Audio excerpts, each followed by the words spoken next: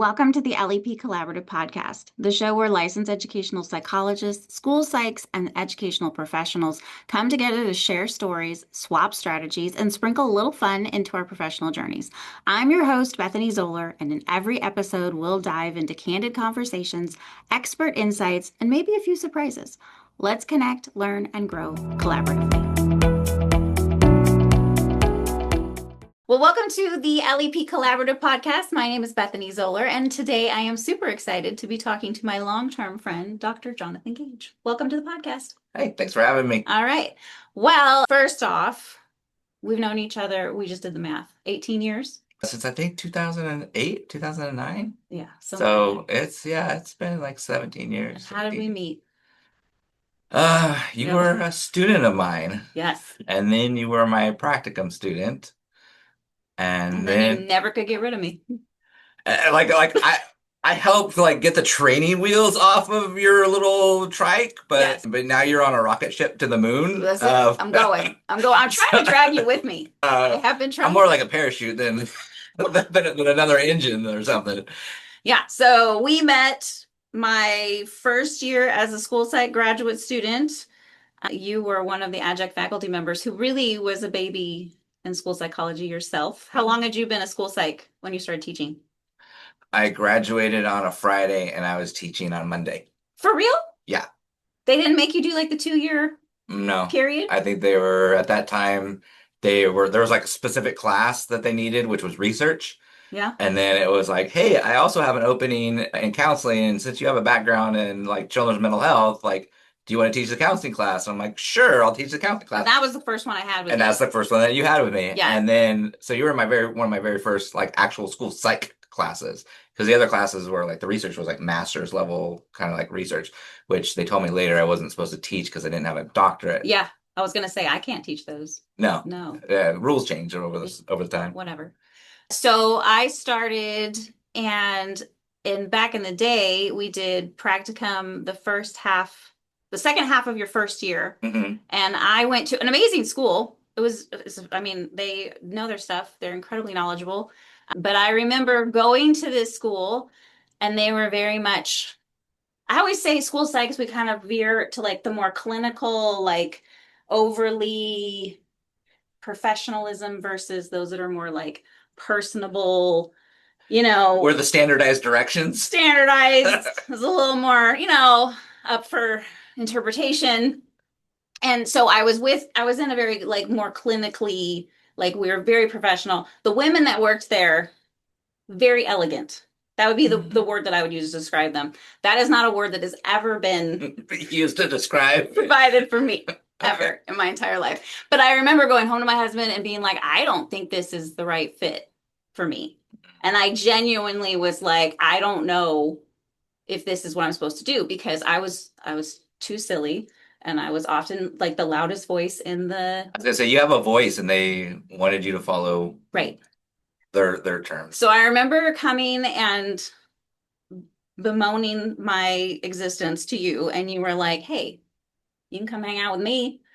And I was like, cool, let's do that. And so then I did a year of practicum under your leadership. And I felt like that was when I finally was like, oh, I do belong in this world. And it's funny because you did it for me. And then since I worked at Fresno Pacific, then I had the opportunity to do that for multiple students who also had a very similar experience where it was that first spot didn't fit. Right. And so you start to doubt, well, maybe this isn't for me. And then we can find and there has to be a balance, right? There has to be, you have to know how to follow the standardized kind of the behavioral expectations, and we're professional, we're going to dress professional, but school psychologists don't wear suit and ties anymore, right? You really don't go to work, all dressed up and straight nose and straight lace. You're in the business, you're in the customer service business. And who's our customers? Our customers are our students, right? Are the children, right? Yeah. And so if you can't relate to them, then you're already kind of failing, right?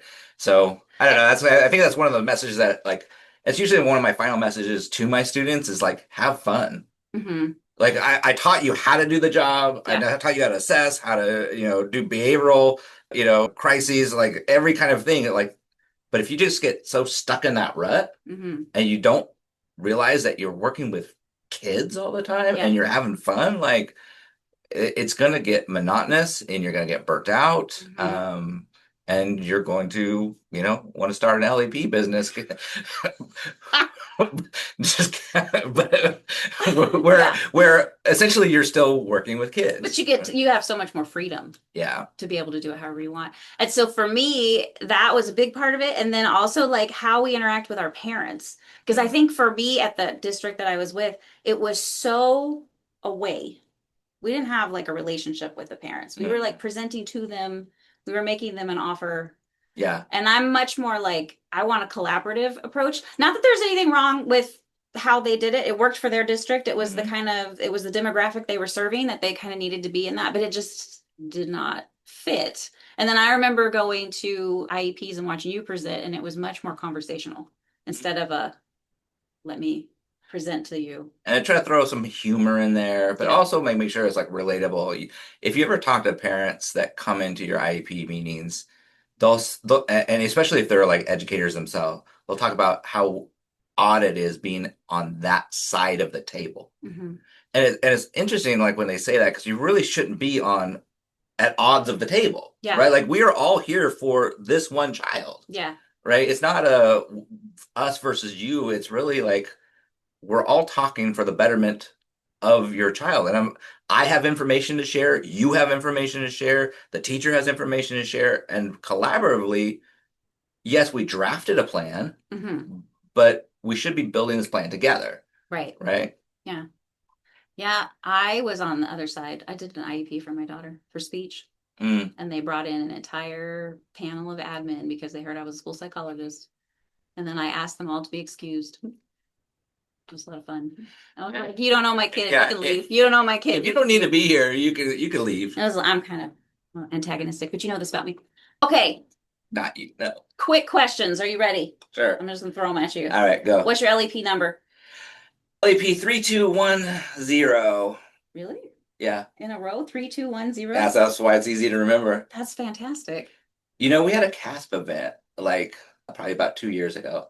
LEP number 1. Kern CASP. Kern Yeah, Association. sorry. Kern Association. Yeah. Yeah. LEP number 1. He lived here. Yeah. Yeah. And he showed up and he was like, hey, and he passed away, huh? I think he did. I even forget what his name was, but yeah, it was kind of cool. That's rad. That is kind of rad. Yeah. I'm on the California CASP LEP group. What are we? LEP committee. Yeah. And we are currently trying to make sense of the scope of practice that was written in the 1970s. Because they use words like projective type things and personality tests are in our thing. The draw person, right? Yeah, yeah. So let's do it. But it's like so now we have to figure out how to update the language, right? Yeah. Like get the language up to like okay, what was the mindset behind saying that we did personality testing in the 1970s? What does that equate to now in 2026? Which to me is like oh, it's like social emotional. Yeah. Assessment, but we have to find like evidence, and I'm like that guy would have been a great. He could probably give you the rock shock. I know. Yeah, you could learn a lot about me. Probably some scary things that none of us really want to know about. All right, so you've been haunt your dreams. LEP for a long time. Yeah, since 2011. And you have a hustle that is kind of on pause at the moment. Yeah. It's a paused hustle, but the name of it, once it is revived in the future, is called Affiliated Educational Specialist Incorporated. I still have the title. I still have the business. You can still find me on Google, but I don't do any real business right now. I'll Google you. You could go right ahead. You'll find my phone number. Yeah. But yeah, it's funny. I think like I get excited when I talk about LEP businesses and like how people are kind of utilizing their business and what they're doing and like the niches that they're getting into. Since I worked with the university and we had a lot of times we had interns that were working 4 days a week or they had an unpaid internship. What my kind of, I guess, bread and butter was providing school psychological services to smaller school districts. Yep. Anywhere from 50 kids to you know, 350 kids. That was kind of like the range. Mhm. Anything bigger than that, they probably had somebody either staffed or on call already. And myself and my interns would provide the school psychological services to them. I provided the oversight, I provided the mentoring, I provided the like assessment I was gonna plan, say, all the materials. all the materials, Mhm. and we would kind of go over it, make sure that the plan was good. They knew how to do, or they knew how to like give all the assessment parts of it that they needed to, and then we would look over results, write the plan, or write the the psych report together, and then we'd go over it with staff, and then the interns would present it because I need that experience. yeah, they Yeah. need that experience and they got paid. They had to Yeah. get hours anyways, and a lot of times that was free hours that they were already getting. So this gave them a chance to get a Yeah. little money and So mental health, children's mental health first, hmm moved into school psychology slash adjunct hmm gig. hmm Then that moved into special ed administration. Ooh. It's like the PTSD of like special ed administration. But yeah. Sometime along now, and then we became, what's your title at Fresno Pacific? I am program coordinator. Program.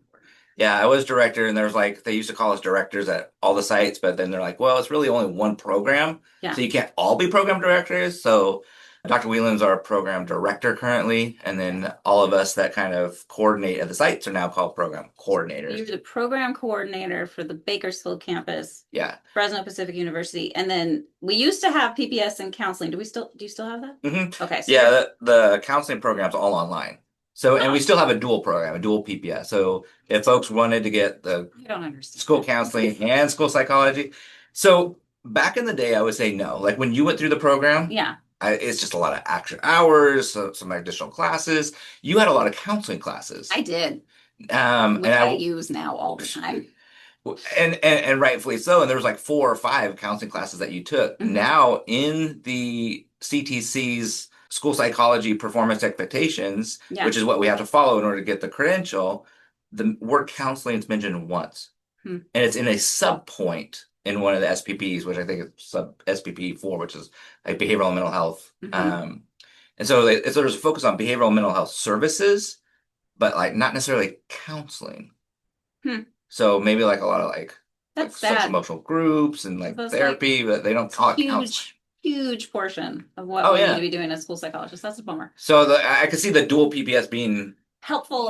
in that sense to get more counseling. I just remember telling students that were, and this probably is not helpful to your program, but I used to say, you should pick a side because you're going to end up picking a side, right? You're not, I would not want a position where I was both the school counselor and the school psychologist. Maybe that makes you marketable to a specific Yeah, school. but 95% of them end up choosing the school psychology side because they do that last year of full-time work because it's awesome. as an school psych intern. Right.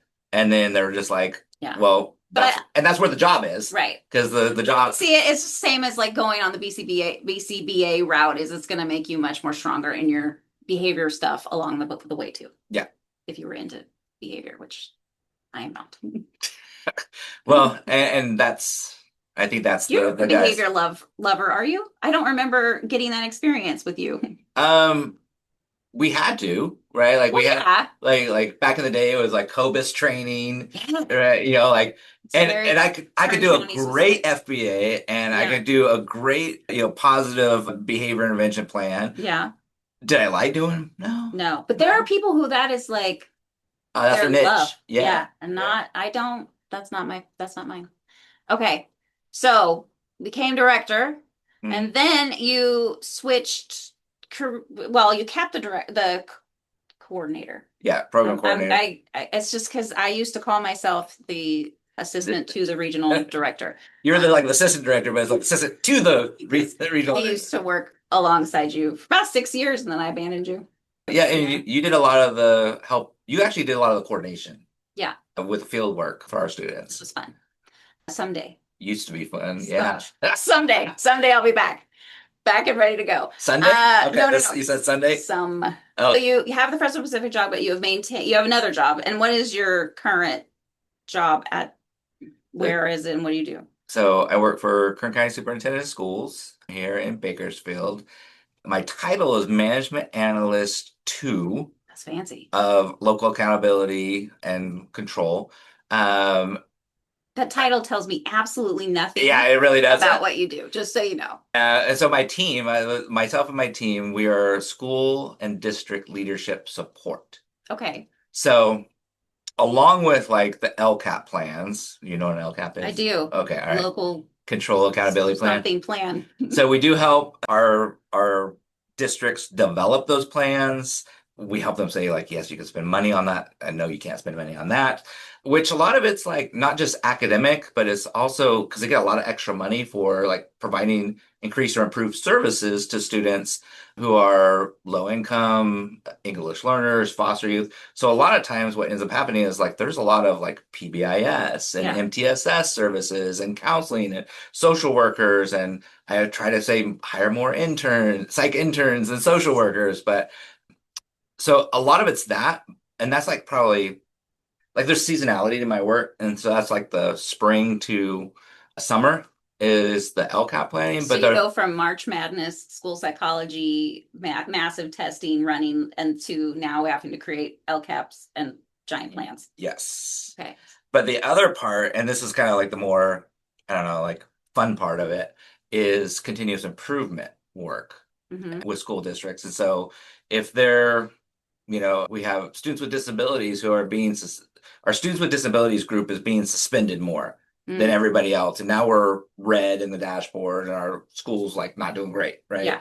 So myself or my team comes in and we do like, it's almost like doing a functional behavior assessment, but Really? instead of focusing on a child, you're Mm-hmm. focusing on the whole system, right? You're focusing on the whole school or the whole district. Yeah. And you're going through and you're saying like, why is this happening? What is the function of these results that we're getting, and what can we do about it? So there's like interviews, there's data collection, and then you end up writing a plan. Mm-hmm. And the plan, like, okay, it's the children that are getting suspended. That's the outcome. But like the plan is not for the kids. The plan is always for the adults. Right. And when you write an FBA, Same thing. it's the same thing. You're not writing it for that child. You're writing it for the adults in the system. Yeah. Right. And so it's what do we want our teachers to do differently so the students do something differently, Mm-hmm. or the staff, teachers or staff.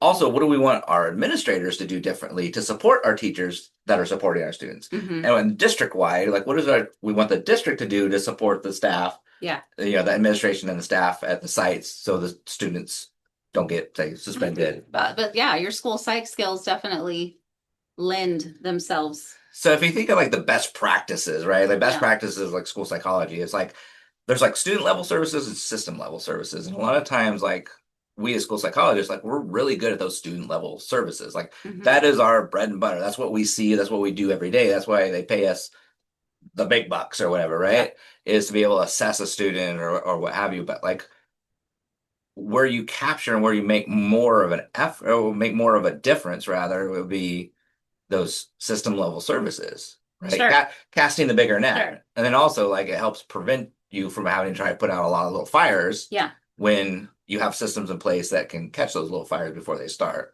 And that's why like another thing that we're doing is I collaborate heavily with a lot of other departments, especially SELPA.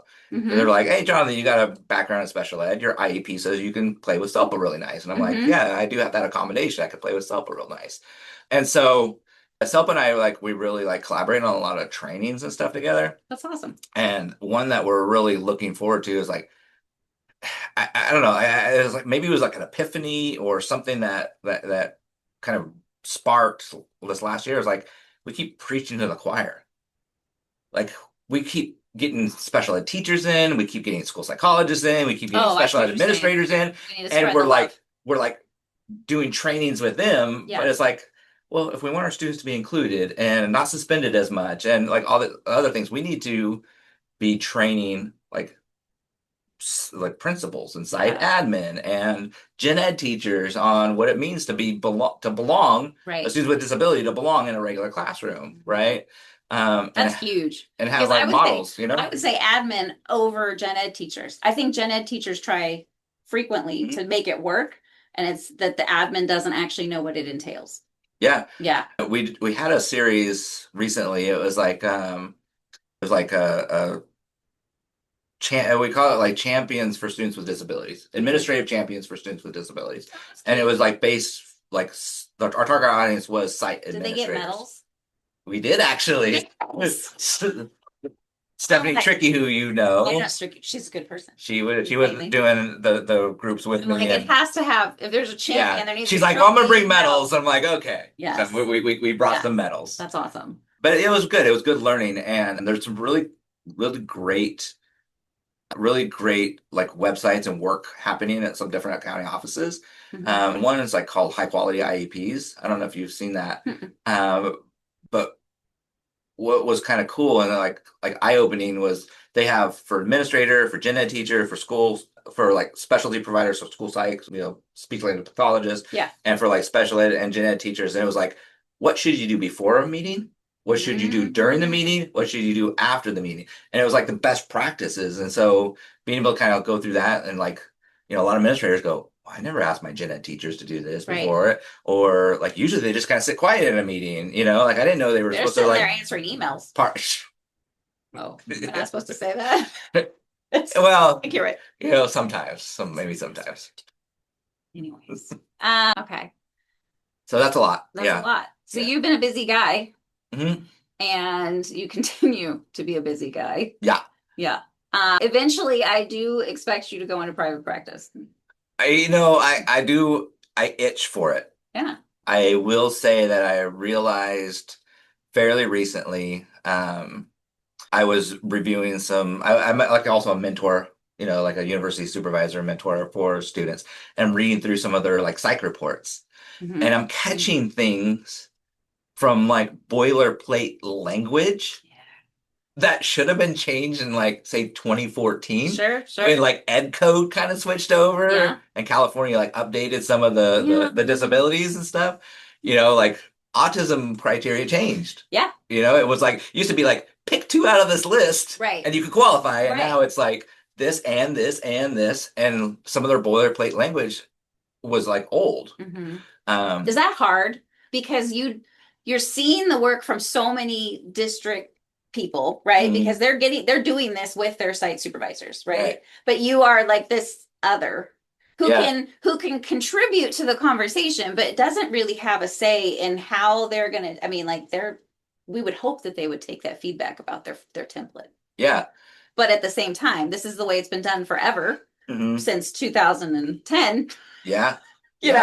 So how is that a frustrating? Is there friction? So here's me promoting my business, right? Right. Okay.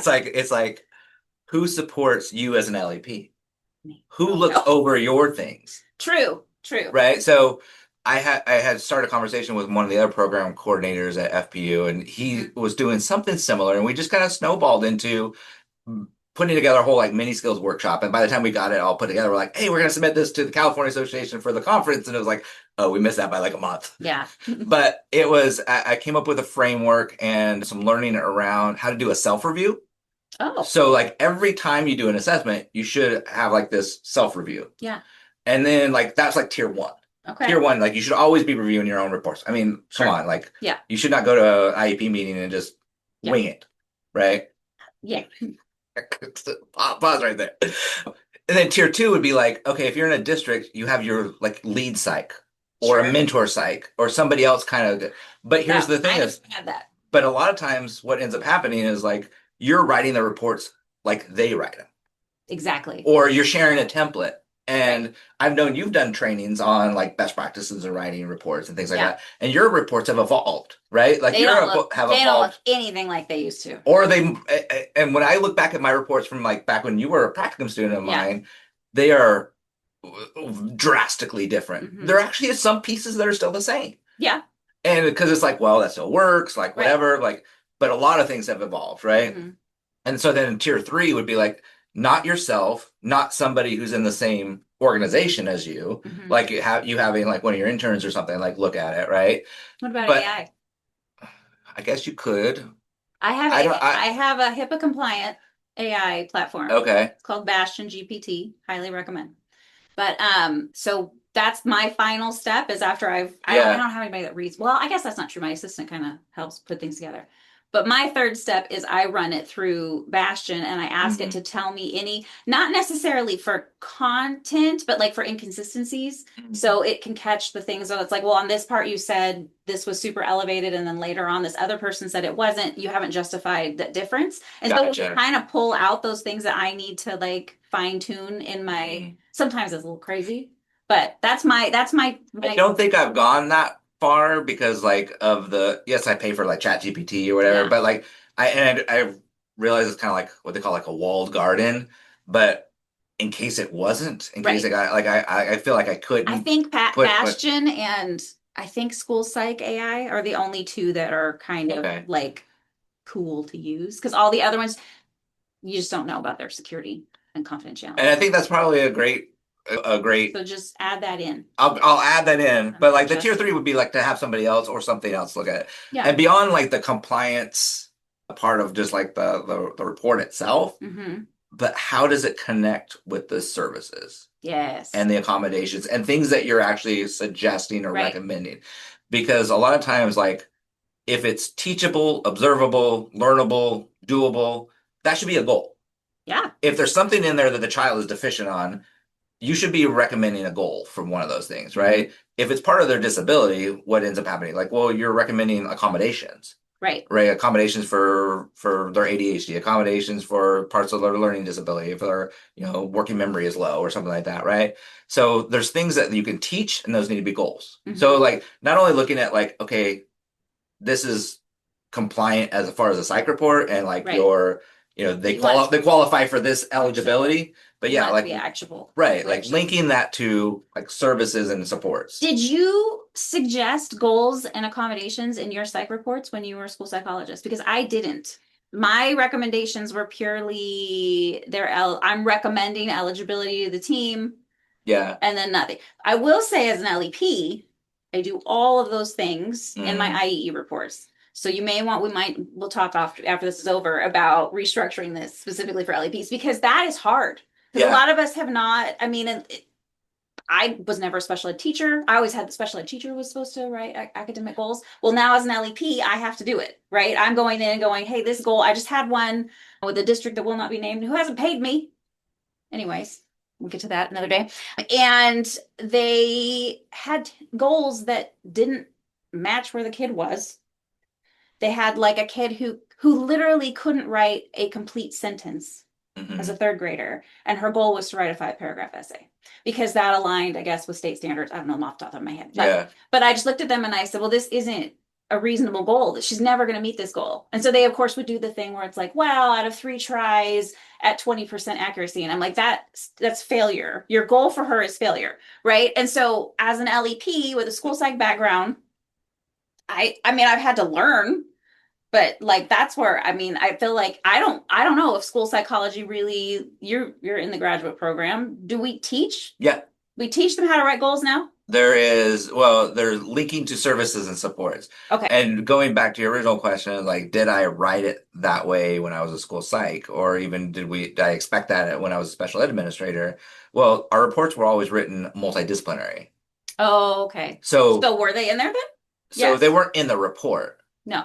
But since the special ed teacher and the psych Work would work together. together on the report, That there was was conversations about what academic the skills proposed or goals would the be. proposed goals would be. Okay. Yes. Proposed accommodation. So they weren't in your report per se. No. But now, But as which like an LEP as a as an site, you don't LEP, have like access to their Cyrus or to their right. IEP to say, oh, let me go in there and draft something for you. Like Yeah. you have to actually kind of include it in your I have to put it in my report. report. Yeah. So in my IEE reports, I will say like they need these specific accommodations, they need these Hmm. specific goals, which I But there don't has to be a through line, right? I can't be like, hey, you need all these specific accommodations without justification and support, exactly. right? Like Right. I found low working memory, thus I am recommending this accommodation and this accommodation. Yeah.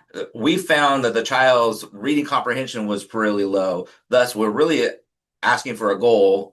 There should be an academic goal that is Right. around reading comprehension, at this around or if not, a little bit above this level. Yeah. The other thing that a lot of people like miss is like if you laid out a kid's, like if you're at a 3-year IEP and you laid out their reading goal, for example, a basic reading goal, like there should be connectivity between year 1, year 2, and year 3, as far as like the standard goes, That's right? very LCAP of you. There's a lot of things that are very LCAP of me these days, but like, but you know, like there shouldn't be like, oh, this is dealing with this standard over here, and the next year we're dealing with a whole separate standard. Like, no, Right. it should be It's aligned with growing. what the child's specific needs Oh, are, that makes sense. right? So this training that you guys are putting together potentially is going to help people be able to do those things. Which one? The one that's like the skill set for the 1, 2, and 3 review reports. Yeah, sure. Sure. Okay. Well, I started building it, and then I kind of like paused when I realized that I couldn't submit it. So yeah. Well, so it's like an unfinished if thing. another continuing education platform was Well, now I'm gonna have to put the AI thing in there. We're coming on board. Okay. Yes, because I'm actively working on getting my ability to provide CEUs, and I think that has a lot of promise. So, well, like we'll have to co-present. Yeah, it's perfect. We've never done that before. We always talked about it. We have talked about it. Someday we will. They're like, how much time can you give us? So yeah, so we've known each other a long time. He won't sit next to me during professional development anymore because I talk the whole time through. But you continue to be my mentor. I would say, like, if I had to pick somebody who has steered my path, you are definitely the person that has done it the most. You taught me how to contract, right off the bat. Yeah. You were my teacher, and then I teach very similar to you when I am teaching. You were an LEP way before I became an LEP. I have continued to hit you up over the years for everything. And we're like friendly but competitive. Yes. Like we would always, like when we meet, it's like, oh, how many contracts do you have? Oh, who are you working with? Yes. Like, oh, how many assessments did you do this year? But it was motivating. Yeah. It wasn't. I mean, I still haven't reached it. So we have to wrap up because we're running short on time. Okay. But what I would love. This is what happens with trainings.